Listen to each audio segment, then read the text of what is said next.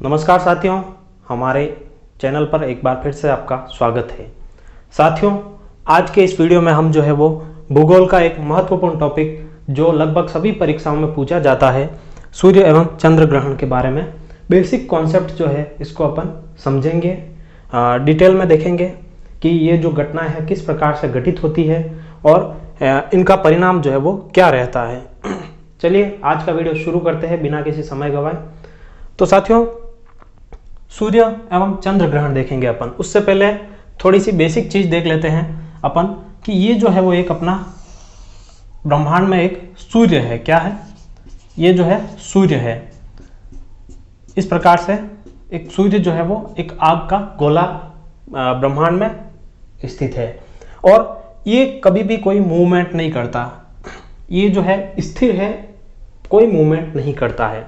अब यहाँ पर अपनी एक जो है वो पृथ्वी, ठीक है, ये अपनी पृथ्वी है। क्या है? पृथ्वी।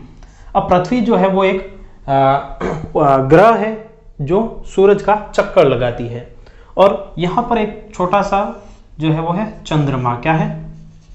चंद्रमा।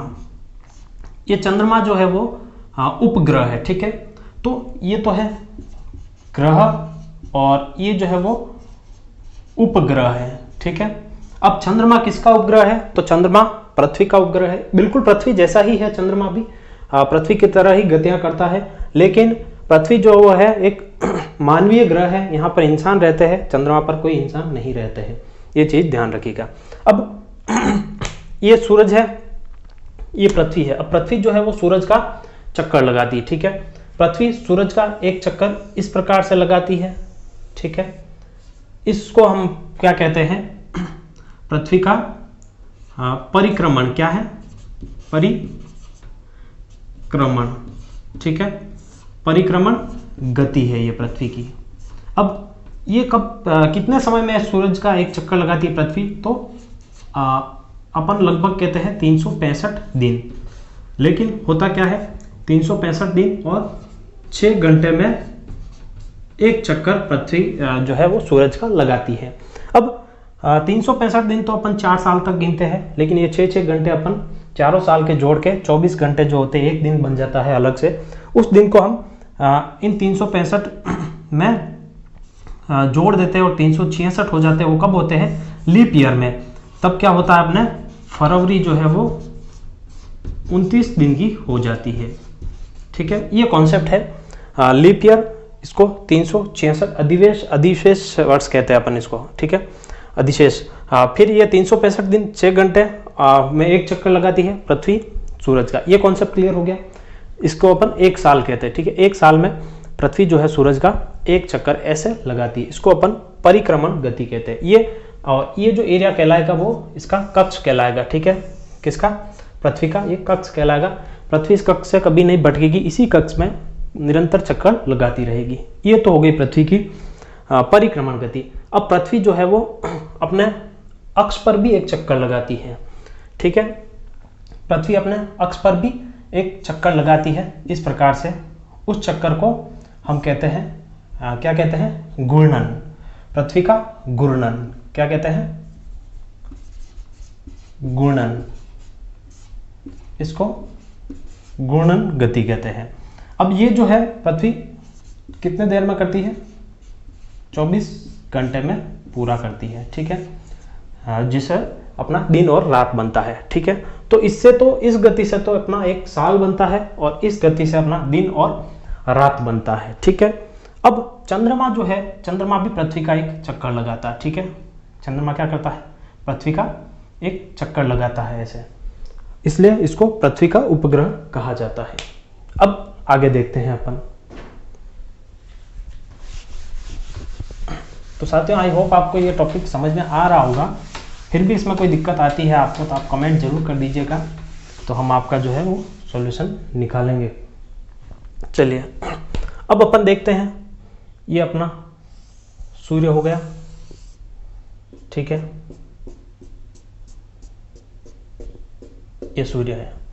सूर्य कभी नहीं हिलता है, ध्यान रखिएगा। सूर्य अपने स्थान से कभी नहीं हिलेगा। ठीक है, अब अपन देख रहे हैं ग्रहण कब होता है। ठीक है, तो ग्रहण जो है वो कोई जादू नहीं है, कोई विशेष चीज नहीं है, एक सामान्य खगोलीय घटना है जो कुछ स्थितियों में बनती है। ठीक है, अब इसकी स्थिति क्या है, सूरज तो इसी जगह रहेगा।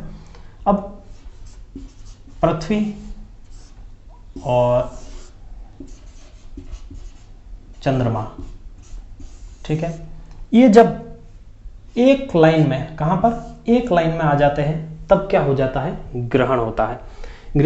जब ये तीनों एक लाइन में आएंगे तब ग्रहण की स्थितियां बनती है, और चंद्र ग्रहण और सूर्य ग्रहण दोनों जो है जब तीनों एक लाइन में आएंगे उस स्थिति में बनेंगे। लेकिन चंद्र ग्रहण कब होगा, सूर्य ग्रहण कब होगा, वो अब अपन देखते हैं, कॉन्सेप्ट से देखते हैं अपन। तो आप देखेंगे कि ये सूरज है, देखो अब पृथ्वी जो है, पृथ्वी का अपना खुद का कोई प्रकाश नहीं है, ठीक है, और चंद्रमा का भी खुद का कोई प्रकाश नहीं है। पृथ्वी भी प्रकाश जो है वो सूरज से ग्रहण करती है, और चंद्रमा भी सूरज से प्रकाश ग्रहण करते हैं। तो अब इनके पास प्रकाश पहुंचने के लिए इनका जो रास्ता है वो एकदम क्लियर होना चाहिए। ठीक है, अब आप देखोगे कि यहां पर जो है अपना क्या आएगा, यहां पर अपन ले लेते हैं चंद्रमा। ठीक है, क्या ले लेते हैं, चंद्रमा, और यहां पर ले लेते हैं अपन पृथ्वी। ठीक है, ये अपनी पृथ्वी है, ये अपना चंद्रमा है। अब सूरज की रोशनी जो है वो इस ऐसे जाएगी। ठीक है, इस प्रकार से सूरज की रोशनी जाएगी, और ऐसे जाएगी। अब यहां पर क्या होगा कि सूरज की रोशनी जो है वो चंद्रमा से टकरा के यहां पर रुक जाएगी, और पृथ्वी के ऊपर जो है वो सूर्य की किरणें है वो इस एरिया में, इस पूरे एरिया में नहीं पहुंच पाएगी। ठीक है, पृथ्वी के ऊपर इस पूरे एरिया में सूरज की किरणें जो है वो नहीं पहुंच पाएगी। अब यहां से तो किरणें निकल जाएगी जैसे तैसे साइड से, तो लेकिन मेन चंद्रमा इस जगह पर सूरज की किरणें नहीं पहुंचेगी। यहां पहुंचेगा तो क्या पहुंचेगा, इस चंद्रमा की छाया पहुंचेगी यहां पर। ठीक है, तो इस एरिया में अंधेरा हो जाएगा। अब ये जो एरिया है वो पूर्ण ग्रहण कहलाएगा यहां पर। ठीक है, और ये जो एरिया है ये यहां पर क्या कहलाएगा, आंशिक ग्रहण, क्योंकि यहां पर ग्रहण जो है वो पूरा तरह से नहीं दिखेगा, यहां पर पूर्ण दिखेगा, क्योंकि यहां सामने ही आ जाएगा चंद्रमा, और यहां पर किरणें थोड़ी तिरछी होके निकल जाएगी। तो आपने कभी न्यूज़ में देखा होगा कि न्यूजीलैंड में जो है पूर्ण ग्रहण देखा गया, अमेरिका में पूर्ण ग्रहण देखा गया, भारत में आंशिक ग्रहण देखा गया। इस तरह की स्थितियां बनती है, तब ये जो एरिया है वो आंशिक ग्रहण का, ये जो है पूर्ण ग्रहण का कहलाएगा। अब देखिए यहाँ पर किसका अवरोध बना है, तो सूरज के अवरोध बना, सूरज की किरणों का पृथ्वी पर नहीं आने दिया, तो सूरज जो है अब नहीं दिख रहा है। ठीक है, कौन नहीं दिख रहा है, सूरज नहीं दिख रहा है। तो यहाँ पर कौन सा ग्रहण कहलाएगा, ये सूर्य ग्रहण। क्या कहलाएगा, सूर्य ग्रहण। ये अपना अब सूर्य ग्रहण कहलाएगा, क्योंकि सूरज की जो किरणें हैं वो पृथ्वी पर बराबर से नहीं पहुंच पा रही है, तो ये सूर्य ग्रहण है। ठीक है, अब ये सूर्य ग्रहण जो है स्थितियां कब बनती है, तो आप सभी को बता दें, ये स्थितियां जो है वो अमावस्या के दिन कब बनती है, अमावस्या के दिन। सूर्य ग्रहण की स्थितियां जो है वो अमावस्या के दिन या अमावस्या के लगभग बनती है, क्योंकि उसी समय जो है चंद्रमा इन बीच में से निकल रहा होता है। ठीक है, अमावस्या के समय ही चंद्रमा जो है वो बीच से निकल रहा होता है, इसलिए उस समय जो है ये स्थितियां बनती है। अब सूर्य ग्रहण में आपका कोई डाउट नहीं रहा होगा, कोई भी अगर आप अब भी आपका कोई क्वेश्चन है तो आप पूछ लीजिएगा कमेंट में।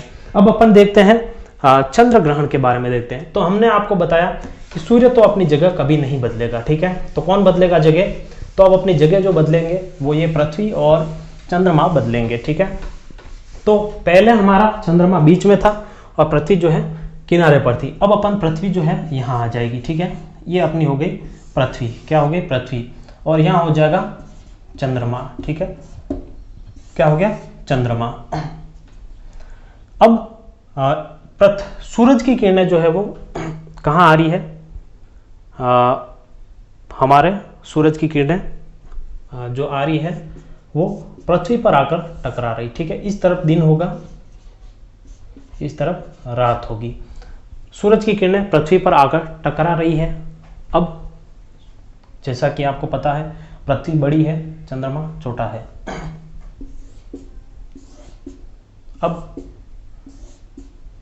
चंद्रमा के ऊपर सूरज की किरणें नहीं पड़ेगी। अब थोड़ा ऊपर नीचे होता है तब पड़ जाती है थोड़ी बहुत, लेकिन अगर ये एक तीर से निशान में होगा तो चंद्रमा के ऊपर सूरज की किरणें जो है वो नहीं पड़ेगी, ठीक है। अब जो है वो यहाँ पर जैसा कि हमने आपको बताया चंद्रमा का खुद का कोई प्रकाश नहीं होता है, तो वो सूरज के प्रकाश से ही चमकता है, लेकिन सूरज के प्रकाश को पृथ्वी ने कर दिया अवरोध, ठीक है। तो अब चंद्रमा पर कोई प्रकाश नहीं पड़ेगा, चंद्रमा हमें नहीं दिखाई देगा। अब चंद्रमा चमकेगा ही नहीं, इसलिए हमें नहीं दिखाई देगा। तो चंद्रमा हमें नहीं दिखाई देगा। इस स्थिति को अपन क्या कहेंगे? चंद्र, इसको अपन कहेंगे चंद्र ग्रहण, ठीक है। इस स्थिति को अपन चंद्र ग्रहण कहेंगे। अब इसको चंद्र ग्रहण कहा जाएगा। तो ये जो कॉन्सेप्ट था सूर्य ग्रहण और चंद्र ग्रहण का, एक सामान्य सी खगोलीय घटना है, कोई भी जादू नहीं है। जो इतना बड़ा अपन पहले जो प्राचीन जो चल रही थी मैथ्स इसके लिए कि जो है वो राहु जो है उसको वो खा लेता है, वो कर लेता है, वो कर लेता है, ऐसा कुछ नहीं है। ये सामान्य घटनाएं हैं कि एक सीध में तीनों आ जाते हैं, तब ग्रहण लगेगा, किसी न किसी एक को लगेगा। और पृथ्वी बीच में है तो चंद्रमा को लगेगा, और चंद्रमा बीच में है तो सूर्य को लगेगा, ठीक है। तो आई होप आपको ये कॉन्सेप्ट समझ में आ गया साथियों। वीडियो आपको अच्छा लगा हो तो लाइक कीजिएगा, शेयर कीजिएगा। कोई भी डाउट है आपका कमेंट जरूर कीजिएगा। आपसे मिलते हैं नेक्स्ट वीडियो में किसी अच्छे से टॉपिक के साथ। धन्यवाद साथियों, जय हिंद।